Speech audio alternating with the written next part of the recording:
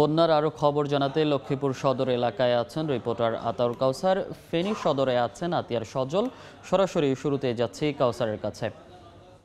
কাউসার, এই মুহূর্তে আছি লক্ষ্মীপুর সদরের 11 নম্বর ওয়ার্ড আটিয়াতলি নামক একটি জায়গায়। আমার পেছনে দেখতে পাচ্ছেন স্বাভাবিকভাবে এই বন্যা পরিস্থিতির কারণে প্রচন্ড পানি এখানে জমে আছে। তবে বিশেষভাবে উল্লেখ করার মতন যে বিষয়টি, এই পানি কিন্তু বেড়েছে গতকালকের চেয়েও। এখানকার যারা বাসিন্দা রয়েছেন, যারা এখনো পর্যন্ত কোনোভাবে এখানে টিকে রয়েছেন, তাদের কাছে আমরা জানতে চেয়েছিলাম যে পানি গতকালকের চেয়ে বেড়েছে কিনা। তারা বললেন যে গতকালকের চেয়েও অন্তত 6 ইঞ্চি পানি বেড়েছে। অর্থাৎ ফেনী নোয়াখালী থেকে যে পানিটি পশ্চিম দিকে আসছিল সেটি কিন্তু এখনো অব্যাহত আছে, এবং সেই অব্যাহত পানি বৃদ্ধির কারণে এদিকেও পানি বাড়ছেই লক্ষ্মীপুরের দিকে। এখানে এই যে জায়গাটি আটিয়াতলি নামক এলাকা, এখানে আমি এসেছি এবং এখানকার যাদের সাথে আমার কথা বলার সুযোগ হয়েছে তারা বলছেন যে আজকে 15 দিন ধরে এখানে পানি, তো সে পানি গত 4 দিন নাগাদ প্রচণ্ড পরিমাণে বেড়ে প্রচণ্ড দুর্গতিতে পড়েছেন তারা। এবং আশপাশের যতগুলো ঘরবাড়ি রয়েছে কোথাও মানুষ নেই, সব জনমানুষহীন। তারা বলছেন তারা বাধ্য হয়েছেন তাদের ঘরবাড়ি ছেড়ে অন্যত্র উঠতে। এবং আমরা আসার সময় যেটি বলছিলাম, যাদের সাথে কথা বলার সুযোগ হয়েছে তারা এভাবেই কথা বলার সুযোগ হয়েছে, তারা এখানকার বাসিন্দা, কিন্তু তারা শুকনো কোনো জায়গায় সকলে মিলে একসাথে বসে আছেন বা বিচ্ছিন্নভাবে এখানে হাঁটাহাঁটি করছেন। কারণ আসলে তাদের রাতের বেলা শুধু আশ্রয় কেন্দ্রে বা পরিচিত কারো বাসায় গিয়ে ঘুমানোর সুযোগ হয়, কিন্তু দিনের বেলা তো আর সেখানে বসে থাকার সুযোগ নেই। তাই তাদের ঘরবাড়ির কাছাকাছি এসেই তারা পাহারা দেন। কারণ আরেকটি জিনিস শুরু হয়েছে, সেটি হচ্ছে এই বন্যা দুর্গতদের সুযোগে বা দুর্গত মানুষের না থাকার সুযোগ নিয়ে অনেকে চুরি ডাকাতি করছে, এ ধরনের অভিযোগও আমাদের কাছে এসছে।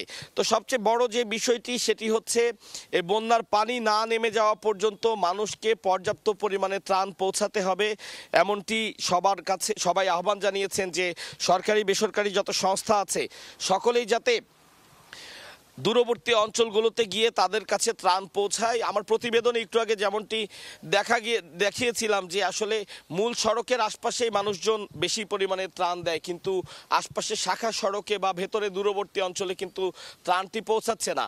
তো এই যে বিষয়টি আমি বলছিলাম, এই বন্যার যে পরিস্থিতি সেটি কিন্তু শুধুমাত্র লক্ষ্মীপুরের নয়, নোয়াখালীতেও প্রচণ্ডভাবে আক্রান্ত হয়েছে বন্যায়, ফেনীতেও প্রচণ্ড তার ছিল বন্যার আমরা দেখেছি। ফেনীতে আমাদের আরেক সহকর্মী আছেন আতিয়ার সজল, তার কাছে যেতে চাই সেখানকার বন্যা পরিস্থিতির খবর জানতে। ফেনীর বন্যা পরিস্থিতি যদি বলি তা গত কয়েকদিনের তুলনায় অনেকটা উন্নত হয়েছে বলাই যায়। কারণ হচ্ছে বিশেষ করে ফেনী শহরের থেকে বা জেলা সদরের সাথে উপজেলাগুলোর সাথে যে যোগাযোগ বিচ্ছিন্ন ছিল, যেখানে কোনো বোট ছাড়া চলা যেত না, সেখানে কিন্তু এই আজকে দেখতে পাচ্ছেন যে চলাচলের অনেকটা উপযোগী হয়েছে। আমরা রয়েছি ফেনী থেকে ছাগলনাইয়া যাওয়ার উপজেলায় যাওয়ার যে সড়কটি, আঞ্চলিক সড়কটি রয়েছে, সেই আঞ্চলিক সড়কটি এখানে এখন হাঁটু পানি বা কোথাও কোমর পানি আগে ছিল, যেখানে মাথার উপরে পানি ছিল, কোনো বোট ছাড়া যাওয়ার কোনো উপায় ছিল না, সেখানে কিন্তু এখন মানুষ পরিবহন নিয়ে যেতে পারছে। এরকম সড়কের বিভিন্ন জায়গায় পানি রয়েছে। যদিও ফেনীর সাথে সোনাগাজী উপজেলা, দাগনমূঢ়ী উপজেলা, ফুলগাজী পরশুরাম উপজেলায় যাওয়ার জন্য যে আঞ্চলিক সড়কগুলো ছিল সেগুলো অনেকটা কিন্তু চলাচলের উপযোগী হয়েছে, যার কারণে কিন্তু ত্রাণ সহায়তা থেকে শুরু করে সকল কিছুই কিন্তু এখন রুট লেভেলে মানে মনে করেন সড়ক পথে পৌঁছানো যাচ্ছে, যেখানে আগে উড়োজাহাজ বা আকাশপথ এবং বোট ছাড়া কোনো উপায় ছিল না, যার কারণে কিছুটা স্বস্তি মিলেছে। তবে এখনও কিন্তু সেসব সকল উপজেলার সমস্ত জায়গায় কিন্তু বাড়িঘরে পানি, উঠানে পানি এবং আঞ্চলিক সড়কগুলোতে পানি রয়েছে। এবং এই পানি টেনে যাওয়ার সাথে সাথে কিন্তু ক্ষতচিহ্ন দেখা দিচ্ছে।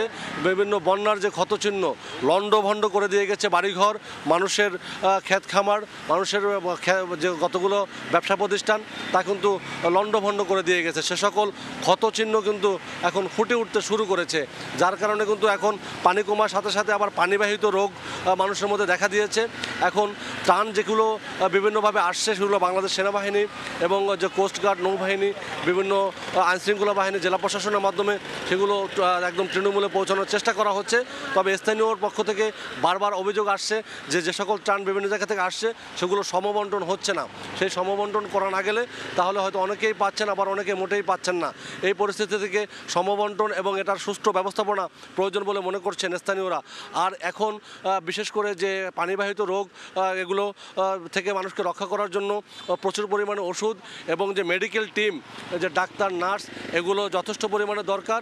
এবং সব মিলেই কিন্তু আমরা দেখতে পাচ্ছি যে ফেনীর যে বন্যা পরিস্থিতি তা কিন্তু যদি সুষ্ঠু ব্যবস্থাপনা থাকে তাহলে সেখান থেকে হয়তো মানুষদের কিছুটা পরিত্রাণ পাওয়া সম্ভব হবে।